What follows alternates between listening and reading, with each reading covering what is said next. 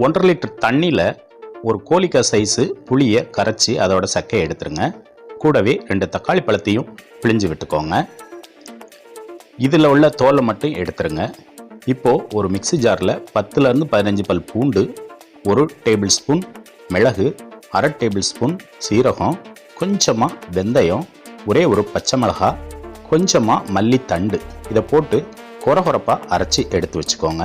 இப்போ ஒரு கடாயில் கொஞ்சம் எண்ணெய் விட்டு எண்ணெய் சூடானதும் கடுகு போட்டு கடுகு பொரிஞ்சதும் 2-3 வத்தல், கொஞ்சமாக கருவேப்பிலை, கூடையே நம்ம அரைச்சி வச்ச ரசம் மசாலாவை போட்டு 1 நிமிஷம் வதக்குங்க லோ ஃப்ளேமில். இப்போ கொஞ்சம் மஞ்சப்பொடி போட்டு அதையும் வதக்கிக்கோங்க. இப்போ நம்ம கரைச்சி வச்ச புளி தக்காளி தண்ணியை இதில் சேர்த்துக்கலாம். சேர்த்துட்டு கூடையே காயப்பொடி, மல்லித்தழை தூவி இந்த மாதிரி வெள்ளையாக நுரக்கட்டி வந்ததும் அடுப்பு ஆஃப் பண்ணிடுங்க. கொதிக்கக்கூடாது. இப்போ தேவையான அளவு உப்பு சேர்த்துட்டிங்கன்னா சூப்பரான பூண்டு ரசம் ரெடி.